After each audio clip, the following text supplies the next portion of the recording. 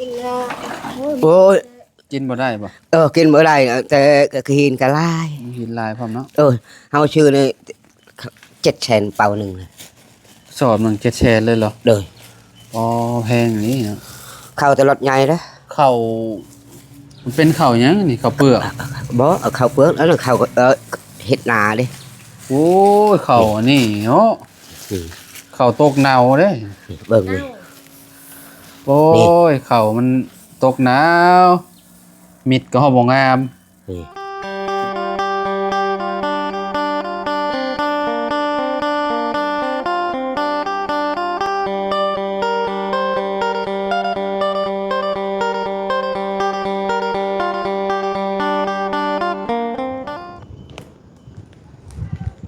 เอากราบสบายดีและสวัสดีเด้อพี่น้องป้องปลายเบิร์ดสุขูสู่คนเนาะป้าโตพี่น้องเนาะกระโดดแล้วบ่ได้มาหาเพิ่นเนาะกับบ่ฮู้ว่าเพิ่นสิจื้อเฮาได้บ่หรือว่าจังใดพี่น้องเนาะทางโปรตูเหลียหรือโปรตู7 ปีพี่น้องเราเฮ็ดหยังเด้เนาะไปขึ้นไปหาเพิ่นนำกันพี่น้องเอ้ยเนาะเพื่อนเพิ่นก็ยังสะอาดสะอ้านคือเก่าคือเดิมอยู่พี่น้องเนาะก็ยอมรับเราอยู่ได้เนาะเฮ็ดหยังเด้เนาะสบายดีเด้อโดย กินข้าว โดยกินข้าวกันยังตู้ นี่ครับ กินข้าวกับผักบ่ โดย สบายดีเด้อตู้โดยมีน้องมานำเนาะเจ้าเลี้ยงม้าบ่ตุ โดย โอ้เอาขออนุญาตเด้อพี่น้องเอ้ยเนาะเป็นจังใดอยู่ดีมีแฮงอยู่บ่ก็น้องม้าเพิ่นสิลงเลยให้เพิ่นลงเอาลงไปเอาตัว เช็ดล่ะ เอาตัวไปเช็ด อ้าวลวกกินโลดเด้อ โดย ลวกกินกับข้าวเด้ออ้าวนี่อ้าวโดยพี่น้องเอ้ยเนาะมาแต่ไสนี่สวัสดีครับ มาแต่ โดย ไป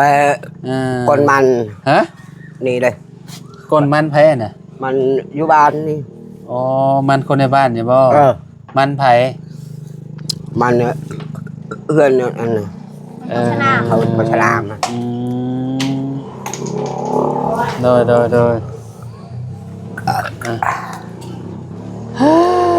เนาะ เอามากินข้าว กินเลยจื้อเขาได้อยู่บ่ โดย ไผ มิโล จื้ออยู่เนาะ โดย กินฮ้อนอยู่บ่ กินหอแล้วเจ้าอะไรไป ฮะ ติดรถแล้ว บ่ได้เห็นแต่โดนแล้ว โดยเหตุทางใดเจ้าไป เอาบ่ อยู่สมัยโดย แถวนี้แหละ โดย แถวบ้านสะแล้ว โดย แถวบ้านเกียงทอง เจ้าได้หยังมื้อซืนวานนี่ เชิญวานนี่ เมื่อวานได้หยัง เบาจันทร์ให้เขา ก่อนหน้านั้นเด้ก่อนหน้านั้นได้หยัง ก่อนนั้นได้เขา ได้เข้าน้ำไผ ก็ไปได้เขากับอาเชียง โดยโอ้ดีแล้วเนาะได้เข้าต้องว่า150 โล โดย แกะแล้วบ่เข้าบ่เสียงเอาให้เจ้า เขาแกะแล้ว อันนั้นเขาอันนี้เขา แกะกินแล้วเนาะ โดยแกะ อันนี้เข้ามาแต่ใช้เข้าตัวนี้นะ เขาอาเชียงชื่อเลย นี่ได้อ๋อ เขากิน เข้าเจ้าซื้อได้ซะอยู่ไสเข้าเจ้าซื้อมาอยู่ไสเจ้าซื้ออยู่บ่เข้า เขาชื่อแต่เป่าเรียวนะน้ำท่วมนั้นใครแต่รถใหญ่กินบ่ได้เนาะ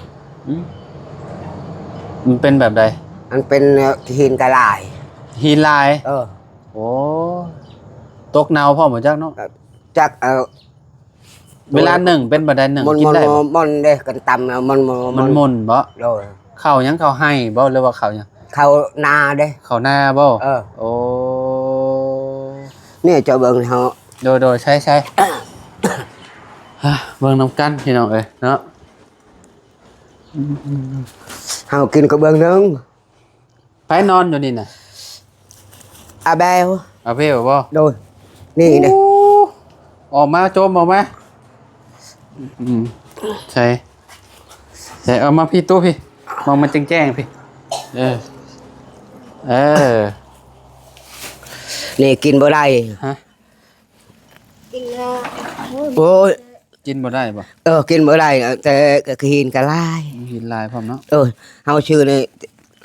700,000เป่าหนึง สอบหนึ่ง7แชร์เลยเหรอ โดย อ๋อแพงนี่เนาะ เข้าแต่รถใหญ่เด้อ ข้าวมันเป็นข้าวหยังนี่ข้าวเปลือก บ่เอาเข้าเปลือกแล้วเข้าเฮ็ดนาเด้ โอ้ยข้าวอันนี่เนาะข้าวตกเน่าเด้ เบิ่งนี่ โอ้ยข้าวมันตกหนาวมิดก็ฮอบ่งาม นี่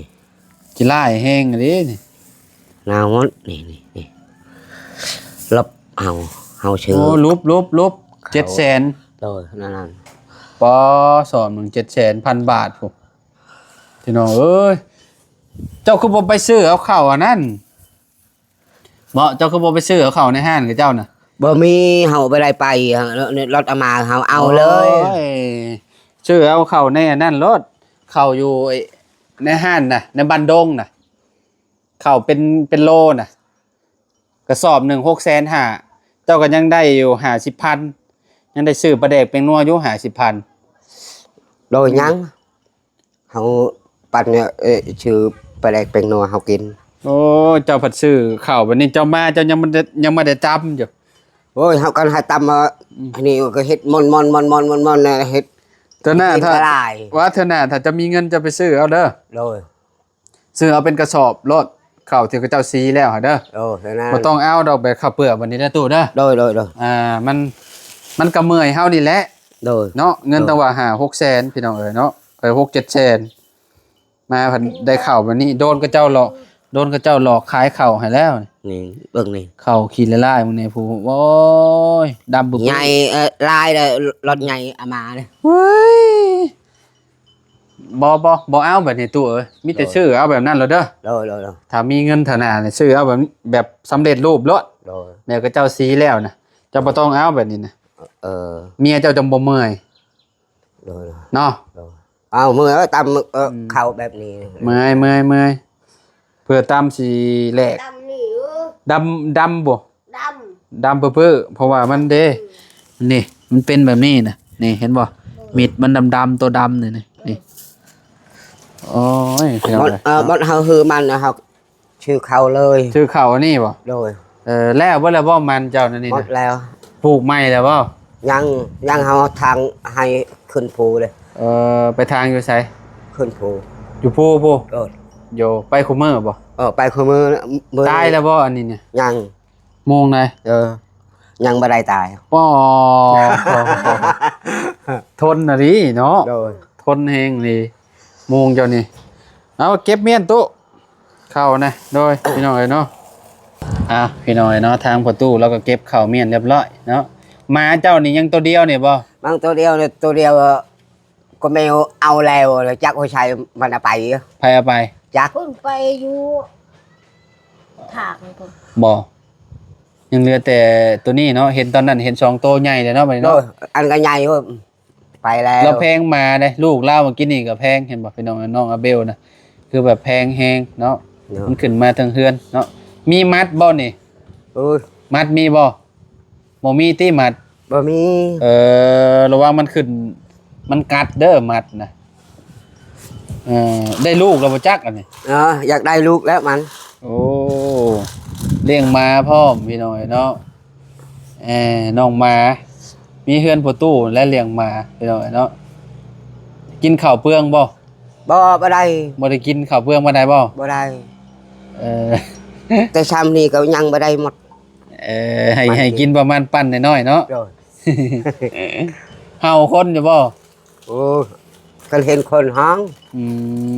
มได้บ่ไปยามากับ มือได้มือบ่ได้บ่ได้ มือมันถือก็ได้มือถือก็บ่ได้ บ่มื้อนี้บ่ได้จักโตบ่ บ่ได้ เออ มือนี้เขาไปใช้ก่อน ไปใส่ก่อนมื้อนั้นพยายาม ไป อยากกินอยู่หนูน่ะ เด้อ ปิ้งหนูกับกรอบแซ่บหนูยังถือกับน่ะตัว เจอ เจอหนึ่งห้อง โนพกแล้วถือ หนูผูกบ่ มือก็ถือ เฮาน่ะอยากปิ้งแฮมๆเนาะย่างแฮมๆกินบาดนี่กรอบๆหนูสดๆไปหน่อยเนาะ กันมือเฮาได้ก็โอ้ยเจ้าไปเที่ยวมาเที่ยวไป ดนแหละบ่ได้เข้ามาหาเจ้าเนาะ โดย ดนเติบแล้วเนาะพี่น้องเอ้ยเนาะเป็นยังไงตู้เบิ่งมือเบิ่งหยังดูมือโอ้สะอาดอยู่มือเจ้าเนาะ โดย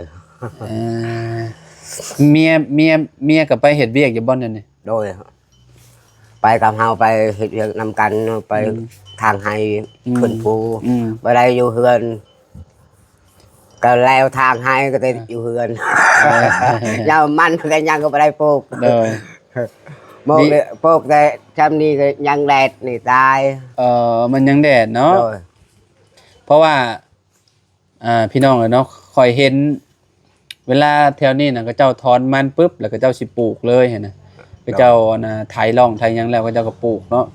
ก็บ่ค่อยตายเด้เนาะตัวเนาะ โดย มันสุ่มเนาะมันไก่ภูเนาะ โดย ของเจ้ากับสิขุดเอาบ่หรือว่าจ้างกับเจ้าพอร์ตบ่มีเงินแล้วติ บ่มีเงินกันมีเงินโอ้สบายเนาะเฮ็ด ขุดเอาเนาะ ขุดเอาเฮาขุดกันจ้างก็ได้เงินได้ครับสบาย เจ้าอยู่ดีมีแฮงอยู่หรอว่า โดย บ่ได้เจ็บบ่ได้ไข้ ชาทุเฮา หึ บ่ได้ไข้บ่ได้เจ็บเท่านั้น โอ้ดีหลายเนาะ นี่ไง ไผตัดผมให้ เมียเฮาได้ตัดได้ อ๋อเมียเจ้าบ่ โดยกันยาวๆเมียเฮา ลูก ตัด เจ้ามีจักคนก็ อ้าว อะไรมาดูชื่อหยังอาเบล อากาศ อากัด แก้ว อาแก้ว แก้ว อาแชลเท่าไหร่นี่ นี่ เท่าไหร่นี่ ช่อง ฮะ ช่อง ใส่ซอง ช่อง โมเมนต์ตินี่ กับ น้ำบังโดนี่ มวยบาไปปูน ปูน ปูน ภาษาลาวเป็นเท่าไหร่ พวกเราไปปูนรับ ภาษาลาวพระราชาลาว 4 คน 4 คน ภาษาเจ้าเอานับไหม ปูนนะ หึ ปูน ปูน ปูน ตั้งแรกนี่แนวใดนี่ กับเมียช่อง นับ2ก็เป็น6 เราเป็น6 เนาะนาฬิกาเราก็ทนคักพี่น้องบ่เบิดจักเถื่อแบตไปทานเนาะ อาบน้ำก็อาบ อาบน้ำก็ลุยเลยเนาะ ลุยเลย เฮาน่ะก็สิบ่ได้เข้ามาน่ะบ่ค่อยได้เจอเอาไปเฮ็ดก็ได้ล่ะ ว่า บ่ค่อยได้เจอลาวพี่น้องประตูน่ะเราสิมักมาค่ำเนาะมักมาค่ำเจ้าไปใส่อากับเนาะใส่อากับบางทีก็ไปเวียกเนาะยามเช้าๆนี่ไปแต่เช้า โล เห็นบ่ โล ไปแต่จังโมง ไปแต่ 5 โมงหรือ6 โมง 5 โมง 5 โมงจะไปเนาะจำก่อยออกจากห้อง8 โมง 9 โมงก็บ่มาก็บ่พอจังแล้ว โล แซ่บบ่ข้าวกินข้าวกับผักพี่น้อง โลกินข้าว อันนี้เอาให้ไผนี่ปั้นเมียเนี่ย เนี่ยเฮากิน ให้เมียเจ้า บ่เฮากิน เจ้ากินเองแจมพริกพี่น้อยเนาะกินนี่เอามีให้เพิ่นไปละกินนี่ ต้มกิโลตัว อันนั้นผักกันยังผักกันจอง ผักกันจอง อันนี้ผักยังนี่ งะ ประกาศ ผักกาด อ๋อผักกาด โดย ห้องน้ำใช้อยู่บ่ของมื้อนี่ โดย บ่ได้ใช้ โดย หมดแล้วน้ำหลาก น้ำบ่มาบ่ มา มื้อนี้น้ำบ่มาเลยจังได๋ มาแล้วน เออมาแล้วบ่ ำมาแล้ว เดือนหนึงจะเสียค่าน้ำเท่าใด แต่ 5,000 5,000เอาให้ เสียถึกเนาะ โดย เจ้าอาบน้ำอยู่ห้วยบ่จ๊ะ อ้าว ฮะ กันเฮ็ดเชียร์คือเชียร์คือหลายกันเฮ็ดบ่ได้เชียร์คือเชียร์หน่อยเดียว ประหยัดเอาเนาะ ประหยัด เฮาบ่มีเงินเนาะ บ่ได้ เอาไว้ใช้ในยามจำเป็นเนาะ โอ้คนไทยนี่เห็นกระติกลาว อ่า เชียร์บ่ได้ดอกเกิดมาหาเงินนี่โอ้ย อ๋อสมมุติว่ามีไฟฟ้านี่ยัน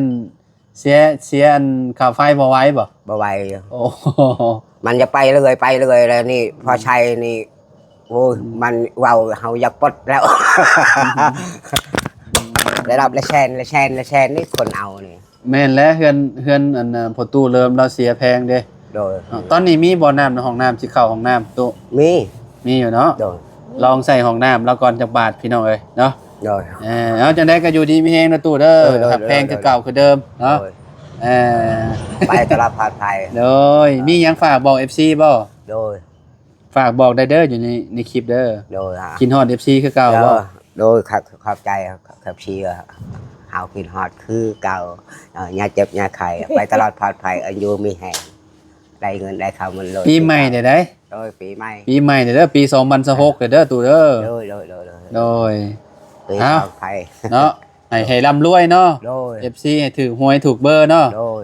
ถึงรางวัลที่1แฮงคักนะตู้เนาะ โดยช้า โด ทุก ย ได้ เนาะ โชคได้มานแต่ไปตลอดปลอดภัย โดยขอบใจคือกัน โด เด้อย เอาไปเลยเด้อตู้เด้อ โดย ดีมีแฮงเด้อสบายดีเด้อเอาไปตู้สบายดีพี่น้องพ่อกันไหมเนาะโดย